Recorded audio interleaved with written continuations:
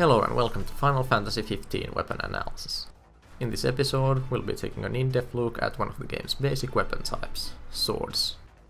This video is about all swords because they all play pretty much the same way, save for one DLC weapon which deserves an episode of its own. That being said, I will go more into detail about some endgame swords later in the video.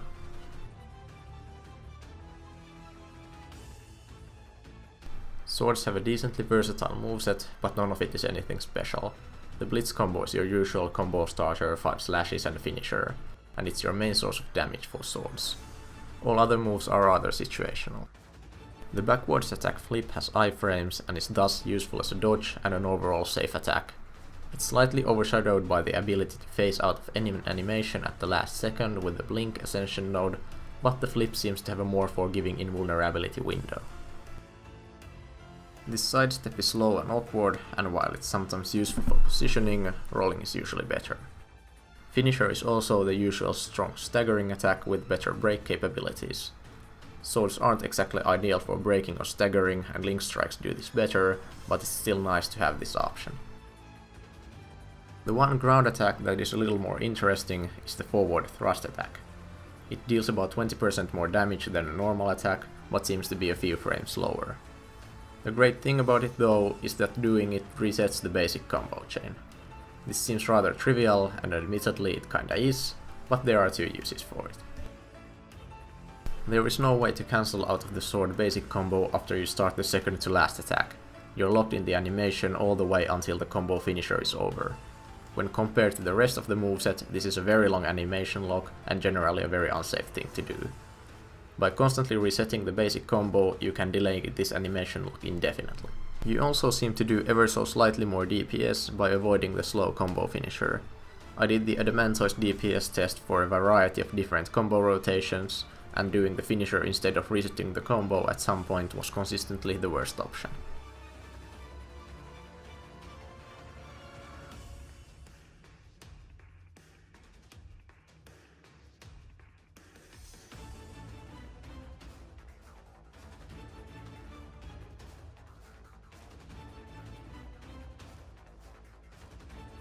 And finally, we have your standard warp strike, a 3-hit aerial combo, and 2 unremarkable phase counters.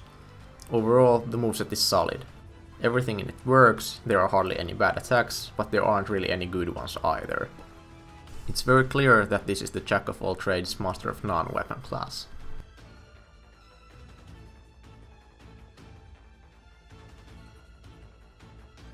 Since swords are one of the 3 weapons that can link strike, you want to go for blind sense and parries as much as possible.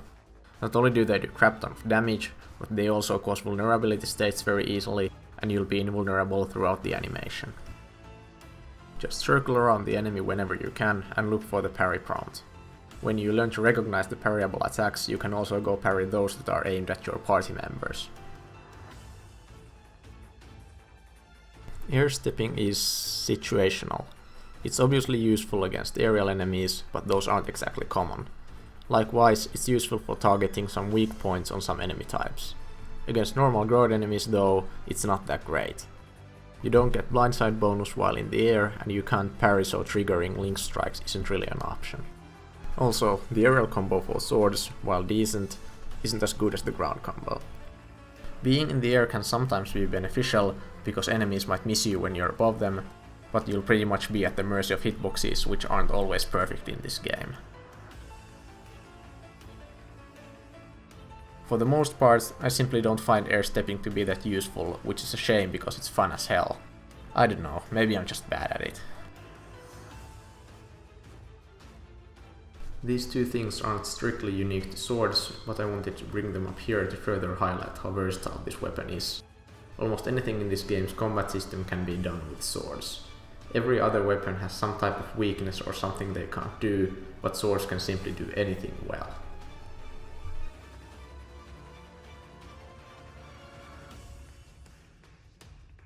There has been some debate about which of these two swords is the better one. Balmung has higher base damage than Ultima Blade, but supposedly deals less damage based on your MP. To be able to say which is better, we need to know how exactly Balmung's damage penalty works. Every wiki I looked at seemed to have a different formula for this, so I decided to test it myself. For me, Balmung's damage didn't seem to start dropping until around 70% MP. After that, I seemed to lose 1% of my total damage for every 1% of missing MP. It was linear as far as I could tell, and around 0 MP, I seemed to do 30% of the damage I did at full MP. Because Balmung's damage penalty seems to affect your total damage and not just the weapon's damage, it'll very quickly start being less effective than the ultimate blade once you're below the 70% threshold. The difference in the attack stat between the two weapons is so negligible in comparison to all other things that increase your damage that taking even a small percentual dent to your overall damage is enough to flip the odds in favor of the Ultima Blade. As a conclusion, Balmung is better as long as you don't do anything too MP consuming. 30% is more than enough of a buffer to keep you warp striking and air stepping at higher levels without needing to worry about losing out on damage. However, if you want to do anything that costs a lot of MP, like warp spamming or ring magic, then Ultima is clearly the superior choice. Swords aren't the type of weapon you make a build for. Rather, they're best used for complementing other builds. Since swords aren't really bad at anything, they're great for covering up any weaknesses in your build. Using 3 royal arms and need a backup weapon? Use a sword. Your weapon slots are filled with magic, stat boosters or support tools, put a sword in the last slot. Need an aerial weapon or something to link strike with? Use a sword. If you really want to make a build with a sword being the focus, then the only good tip I can give you is to have at least one royal arm in there in case you run into something that is resistant to swords. Swords aren't great at anything, but in the end, that doesn't matter when they're still good enough to get you out of any situation. The sheer versatility of this weapon class is its greatest strength and allows them to be used for pretty much anything. One thing that makes this versatility a bit redundant though, is being able to freely access the menu to change equipment during battle. The use for a jack-of-all-trades weapon kind of diminishes when you have unrestricted access to your entire arsenal and are allowed to pick a more specialized weapon for the job at hand. Still, you can get the Ultimate Blade as early as Chapter 3, and you pretty much don't need to use anything else for the rest of the game. Sure, there are better options for almost every situation, but there is rarely, if ever, a reason to care. Thank you for watching this episode of Final Fantasy XV Weapon Analysis. If you got any thoughts about the weapon, you can leave them in a comment below. Hope you enjoyed and I'll see you next time.